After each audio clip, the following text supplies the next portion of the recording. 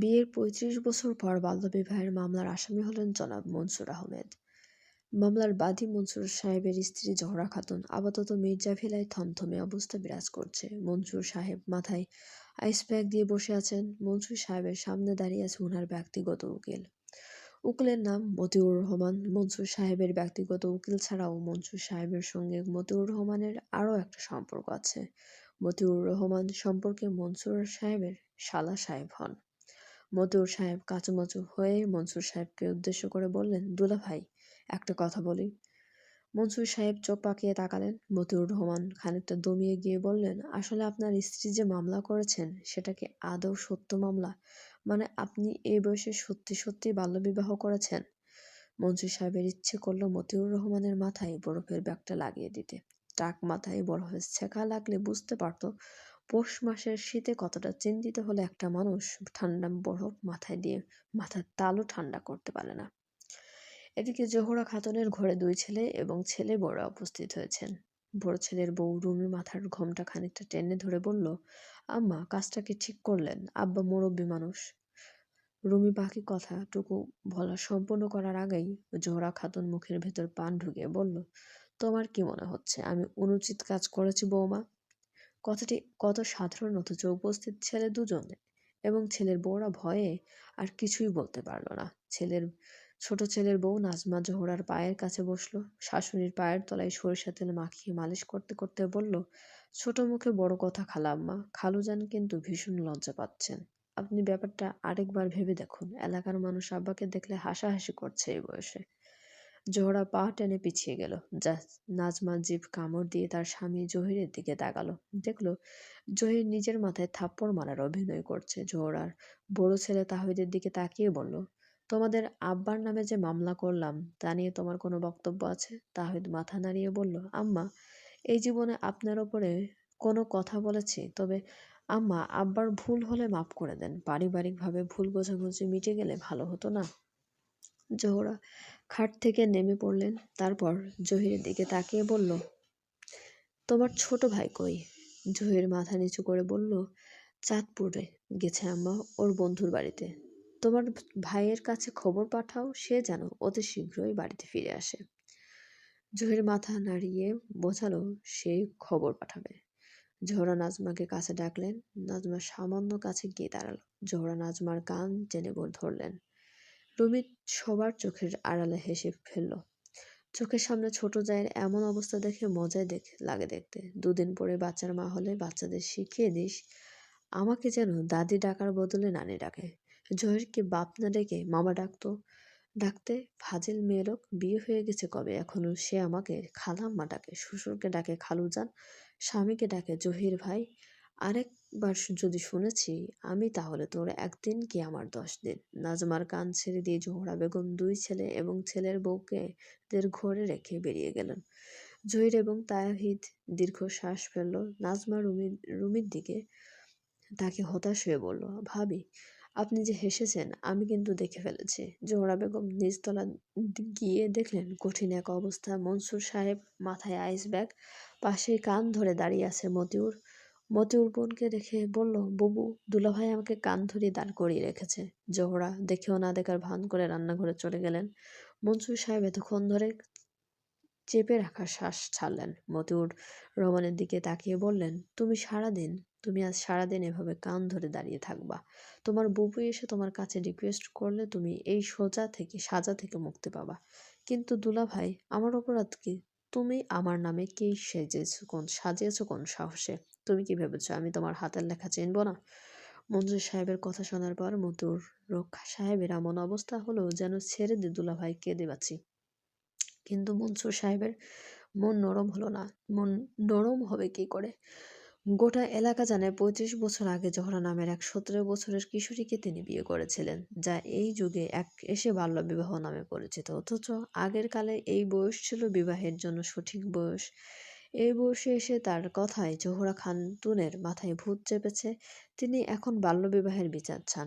স্বামীর নামে মামলা দিয়ে তিনি ন্যায় বিচার চাইছেন। গত ১ সপ্তাহ ধরে যা তা অবস্থা, এলাকার মুখ দেখাতে পারছেন না। আর এসব ঘটনার পেছনে মতিউর রহমানের হাত আছে। তাই তো কান ধরিয়ে দাঁড় করিয়ে রেখেছে। মনসুর সাহেবের সামনে ১ কাপ চা খেয়ে যেন বাড়িয়ে ধরল।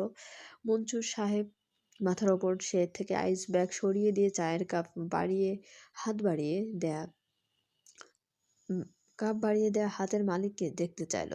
মানুষটা আর কেউ নয়, মনসুর সাহেবের কন্যা নীতি। নীতির হাত থেকে চায়ের কাপ নিয়ে মনসুর সাহেব বললেন, মামাকে কান ধরিয়ে দাঁড় করিয়ে রেখেছেন কেন আব্বা? নীতির কথা শুনে মতিউর মনসুরের দিকে তাকিয়ে বলল, দেখেছেন দুলাভাই, নীতির মামুনের তার মামার জন্য কত মায়া। ইহাকে বলে রক্তের টান। তার মায়ের শরীরে যে রক্ত বইছে তার মামার শরীরে ওই একই রক্ত বইছে। আপনি তো আমার পর মানুষ, তাই আপনার আমার প্রতি মায়া নাই দুলাভাই। মতিউর কথাটি শেষ করার পর মনসুর সাহেব সেদিকে ধ্যান না দিয়ে কন্যা নীতিকে বললেন, তোমার মাকে বুঝিয়ে বলো মামলা প্রত্যাহার করতে, নয় তো তার ভাইকে আমি পৌষ মাসের শীতের রাতে বাইরে দাঁড় করিয়ে রাখবো, তাও আবার কান ধরিয়ে। মতি, দুশ্চিন্তা করিস না, কম্বল এবং ফ্লাস্ক ভর্তি চায়ের ব্যবস্থা আমি করব। নীতি, মতিউর এবং মনসুর দেখলেন জোহরা খাতুন রান্নাঘর থেকে বের হবার সময় কথাটি বললেন। মতিউর তার বুবুকে দেখে বলল, বুবু, তোমার টাকা লাগবে না, তুমি অন্য কারো কাছে তোমার কেস বুঝিয়ে দাও, আমার কম্বল ফ্লাস্ক ভর্তি চা লাগবে না। মতিউরের কথা শুনে নীতি মুচকি হাসে, তারপর বাবার দিকে তাকিয়ে বলে, মামাকে ছেড়ে দিন আব্বা, আম্মাকে আমি বুঝিয়ে বলবো। মেয়ের কথা কোনোদিনও ফেলতে পারেন না মনসুর, আজ পারলেন না। মতিউর রহমানের শাস্তি বাতিল হলো। মতিউর ছাড়া পেয়ে সবাই গা এলিয়ে দিল। জোহরা বিরক্তি নিয়ে মতিউরের দিকে তাকিয়ে জোরে বলল, গাধা একটা। মতিউর শুনেও না শোনার ভান করলো। তার আপা অত্যধিক রাগী মহিলা, সেই হিসেবে দুলাভাই অত্যধিক ঠান্ডা মানুষ। জোহরা নীতির মাথার ওপর হাত রাখলো। নীতি মুচকি হাসে, মায়ের হাতটা ধরে বলল, রাগ কমানো যায় না আম্মা, আব্বাকে এবারের মতো মাফ করে দেন। আরে, আমাকে মাফ করার কথা আসছে থেকে? আমি ভুল করলে তবে না মাফ শব্দের ব্যবহার করবে? মনসুর সাহেবের কথা শেষ হবার পর জোহরা খাতুন মেয়ের মাথায় হাত বুলিয়ে দিতে দিতে বললেন, মামলা প্রত্যাহার করবে এক শর্তে। নীতি এবং মনসুর সাহেব বিস্মিত হয়ে গেছে। জোহরা দুজনের বিস্ময় আরো এক ধাপ বাড়িয়ে বলল, মাহতাবকে ধরে বেঁধে বিয়ে দেওয়া হোক, আমি মামলা প্রত্যাহার করব। নীতি অবাক হয়ে তাকিয়ে রইল। মনসুর সাহেব বিরক্ত হয়ে আছেন। বয়স তো কম হলো না, স্ত্রী সন্তান নিয়ে ওনার অভিজ্ঞতা তেমন ভালো নয়। সন্তানের আহ্লাদ সহ্য করার চেয়ে স্ত্রীর মনের খরক জগতে গিয়ে এই বয়সে এসে বেশ খাটুনি করতে হয়।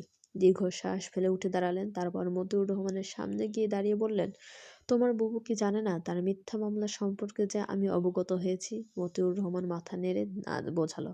জোহরা খাতুন চোখ পাকিয়ে তাকালেন ভাইয়ের দিকে। মতিউর রহমান দৃষ্টি নত করে ফেলল। জোহরা খাতুন ভীষণ বিরক্ত হলো। ছোট ভাইয়ের উপর সামান্য একটা ঘটনা যে লুকিয়ে রাখতে পারে না, সে সুপ্রিম কোর্টের উকিল হলো কি করে? সাজানো গোছানো পরিকল্পনা নষ্ট হয়ে গেল। ধ্যাত! মনসুর সাহেব সোফার ওপর থেকে পাঞ্জাবি হাতে নিয়ে দিদিকে উদ্দেশ্য করে বলল, মাহতাব এবার ফিরে এলে ধরে বেঁধে হলেও ওকে আমার বন্ধুর মেয়ে শিমলার সঙ্গে বিয়ে দেব। এবার খুশি তো? শেষ বাক্যটি যেন জোহরার খাতুনকে শুনিয়ে শুনিয়ে বললেন মনসুর সাহেব। নীতি, মতিউর রহমান এবং জোহরা ভীষণ খুশি হলো, কারণ মনসুর সাহেব যা বলেছে তা করিয়ে দেখাবে। কিন্তু ভয় একটাই, মাহতাব তার বাবার মতোই যা বলে তাই করে। যদি শিমলাকে বিয়ে করতে রাজি না হয় তো কি হবে? আপারে জলদি পালা, ঘটক আসতেছে। ছোট ভাইয়ের কথা শুনে প্রাণপণে দৌড়াতে শুরু করলো মোহিনী। সবেমাত্র কলেজে ভর্তি হয়েছে, তাতেই যেন পাড়াপড়শি এবং ঘটকের জ্বালায় ঘরে থাকা যাচ্ছে না। আজ অমুক পাত্র তো কাল অমুক পাত্র। তার বাবা অবশ্য জানিয়ে দিয়েছে যে মেয়েকে এখনই বিয়ে দেবেন না, কিন্তু কে শুনে কার কথা? রোজ ঘটক এসে জ্বালিয়ে মারছে। মোহিনী দৌড়াতে দৌড়াতে তার ফুপিদের বাড়িতে চলে গেল। সেখানে যাওয়ার পর বুঝতে পারল তার শহরে ফুফাতো ভাইয়ের বন্ধু মহল বাড়িতে এসেছে। মোহিনী ওড়না মাথায় দিয়ে একরকম তাদের দৃষ্টি থেকে পালিয়ে তার ফুপুর রান্নাঘরের দিকে চলে গেল। গিয়ে দেখলো সেখানেই তার ফুপি আছে ভাতে জেগে। দেখে করুমা মুচকি হেসে বললেন, কি রে, আজও ঘটক এসেছে নাকি? হ্যাঁ ফুপি, রোজ রোজ তো অশান্তি ভালো লাগছে না, কয়েকদিন না হয় আমাদের বাড়িতে এসে থেকে যা। ঘটকের আনাগোনা কমে গেলে তোদের বাড়িতে ফিরে যাস। মার শরীর ভালো না, তোর মা 12 মাসের মধ্যে 11 মাস অসুস্থ থাকে। এই আর নতুন কি, তুই থাক দুদিন এখানে। ফুপির কথা শুনে মোহিনীর চোখের কোণে জল চলে এলো। তার মা অসুস্থ মানুষ, তাই বলে ফুপি এভাবে মুখের উপর কথাগুলো বলবে? "কী রে মোহিনী, বহুদিন পর দেখা পেলাম, কেমন আছিস?" মোহিনী পেছনে তাকিয়ে দেখল জাহিদ ভাইকে। সম্পর্কে মোহিনীর ফুফাতো ভাই হয়। মোহিনী হাসি মুখে বলল, "ভালো আছি ভাইয়া, পড়াশোনা কেমন চলছে?" জাহিদ তার মায়ের কাছ থেকে ভাপা পিঠার প্লেট নিতে নিতে প্রশ্ন করল। মোহিনী জবাব দেওয়ার আগেই আমেনা জবাব দিল, "পড়াশোনায় তো ভালোই, কিন্তু ঘটকের জ্বালায় ঘরে টিকতে পারছে না। ওদের বাড়িতে ঘটক এসেছে বলেই আমাদের বাড়িমুখী হয়েছে, নয়তো মোহিনীর দেখা পাওয়া মানে অমাবস্যার সময় চাঁদের দেখা পাওয়া এক সমান।" জাহিদ হেসে ফেলল। মোহিনী মাথা নিচু করে ফেলেছে। জাহিদ ভাইকে দেখলো এমনিতেই তার লজ্জা লাগে, সেখানে মানুষটা তাকে নিয়ে হাসছে। মোহিনী দুই হাতে দুটো পিঠার প্লেট নিয়েছি, আরেকটা প্লেট নিয়ে তুই আমার সঙ্গে আসবি? জাহিদ ভাইয়ের কথা শুনে মোহিনী চমকে বলল, "আপনার বন্ধুদের সামনে আমি যেতে পারবো না জাহিদ ভাই।" "আরে বোকা মেয়ে, তুই শুধু দরজা পর্যন্ত যাবে, ঘরের ভেতরে যাওয়া লাগবে না।" মোহিনীর মুখ কালো করেই প্লেট হাতে নিয়ে জাহিদের পেছন পেছন হাঁটছে। জাহিদের ঘরের দরজার সামনে গিয়ে মোহিনী দাঁড়িয়ে পড়ল। জাহিদ দরজা খুলে ভেতরে ঢুকলো। লঞ্চ থেকে নেমে একটা রিকশায় উঠে বসলো মাহতাব। কাঁধে গিটারের ব্যাগ, পায়ের কাছে কাপড় ভর্তি ব্যাগ। গ্রামের আঁকাবাঁকা রাস্তায় রিকশা চলছে। পথের পাশের লোকেরা, ছোট শিশুরা মাহতাবকে ঘুরে ঘুরে দেখছে বারবার। শহরে বাবুদের দেখলে তারা বেশ উৎসুক দৃষ্টিতে তাকিয়ে থাকে। রিকশা গন্তব্যের মতো পৌঁছে গেছে। মাহতাব রিকশা থেকে নেমে ভাড়া মিটিয়ে কাঁধে গিটার ঝুলিয়ে ব্যাগ হাতে নিয়ে বাড়ির ভেতরে প্রবেশ করেছে। উঠোন পেরিয়ে দরজার সামনে গিয়ে দাঁড়াতেই দেখতে পেল এক অচেনা মেয়েকে। মেয়েটার পিঠের অংশ দেখে মাহতাব গলা খাকারি দিল, কিন্তু মেয়েটার হেলদোল নেই দেখে মাহতাব গলার স্বর ভারী করে বলল, "এক্সকিউজ মি।" এবার মেয়েটা বেশ চকিয়ে তাকালো। মোহিনী জাহিদের অপেক্ষায় যখন দাঁড়িয়েছিল দরজার বাইরে, ঠিক তখনই পেছন থেকে কারো কণ্ঠস্বর শুনতে পেয়ে সে চমকে যায়। পেছন ফিরে তাকাতেই দেখতে পেল অতি সুন্দর এক পুরুষকে। কালো শার্ট পরনের মানুষটার কাঁধে গিটারের ব্যাগ ঝোলানো। মোহিনী চট করে দৃষ্টি নত করে ফেলল। পথ ছেড়ে দাঁড়াতেই মোহিনীকে পাশ কাটিয়ে জাহিদের ঘরটায় প্রবেশ করলো মাহতাব। ঘরের ভেতর থেকে হাসি ঠাট্টার শব্দ ভেসে আসছে। মোহিনী না পারছে ভেতরে যেতে, আর না পারছে চলে যেতে। ভীষণ ভীষণ বিরক্ত হলো জাহিদ ভাইয়ের ওপর। দীর্ঘ শ্বাস ফেলে দরজা নক করলো দুবার। জাহিদ এবার দরজা খুলে মোহিনীর হাত থেকে পিঠার প্লেট নিয়ে লজ্জিত মুখে বলল, "ভুলেই গিয়েছিলাম তোর কথা। একটা কাজ করে দিবি?" "বলুন জাহিদ ভাই।" "মাকে গিয়ে বলবি আমার বন্ধুদের জন্য রং চা বানিয়ে পাঠাতে। আর শোন, 1 কাপ আলাদা করে দুধ চা বানাতে বলবি।" মোহিনী সোজা চলে গেল তার ফুপির রান্নাঘরে। ফুপি তখন সবে চুলায় পানি বসিয়েছে। তাকে দেখে বলল, "পানি বসিয়ে দিয়েছি, তুই চা বানিয়ে দে তো মোহিনী।